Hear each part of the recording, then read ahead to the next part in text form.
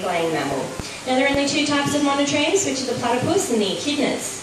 Now platypus live in the creeks and rivers right down the east coast of Australia, and here at Hillsville Sanctuary we were the first to ever breed them in captivity, and we've had recent success breeding 8 baby platypuses in the last 5 years.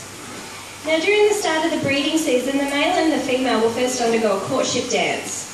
So what they do is they bite onto the end of each other's tails, and then they'll swim around very slowly in a circle on the top of the water. Then after that dance is complete, the female burrows into the riverbank, a little bit like Yami's burrow up the back there, and that's where she lays up to 3 eggs. She'll incubate those eggs for about 10 days until they're ready to hatch into little babies, only the size of a jelly bean.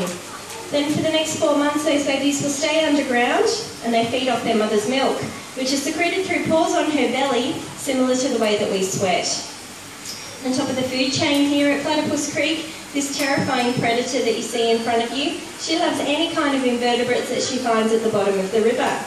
So today Yami's getting some earthworms, she's getting mealworms, a bit of that fly puppae that the ducks were eating, and of course a whole lot of yabbies, just like Bruce.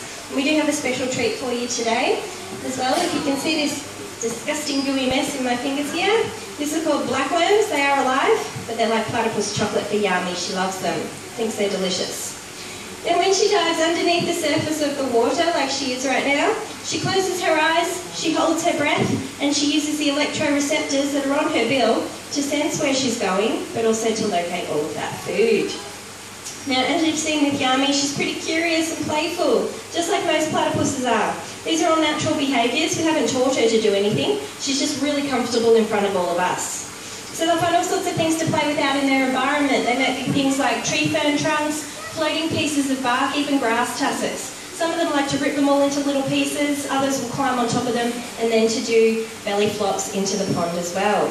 Now all of the animals that live here at Platypus Creek, including Yami, they do rely on clean and healthy waterways, but so do you. So you too can help keep our waterways clean and healthy, just like the animals you've met here today at Platypus Creek. Did you know that you actually impact our waterways even if you don't live near one? And that's because all the litter that gets left lying around on the ground gets swept up by stormwater into our drains and gutters and then ends up in a creek or river downstream somewhere. So it's really easy. All we have to do, and you can start today, is put your rubbish in the bin, and that'll keep our streets clean and then it keeps our creeks clean. And remember, just things like your hair tie, fishing line, plastic bags, those opera house yardie nets, all might start off as a fun game for a platypus, but can end deadly. So our creeks and rivers are a pretty amazing place, don't you think? There's a lot happening above and below the surface. So just by coming to visit us today or becoming a Zoos Victoria member, you're helping us to fight extinction, but also to continue our important work in wildlife conservation. From the unique platypus like Yami here, all the way upstream to our favourite frog, the critically endangered corroboree frog. Let's keep our streets and our waterways nice and clean for all of the animals that live there. Now can I see a show of hands of who's going to put their rubbish in the bin when they go home today? If I don't see your hand up, I'm not letting you out. I might chase you as well, you never know. Katie, Yami and I would really like to thank you for coming to see Tales from Platypus Creek this morning. Thanks guys. Now if you'd like to see Spirits to the Star, you've still got plenty of time to get there, but you will need to make your way there now. And those who have booked in for the wait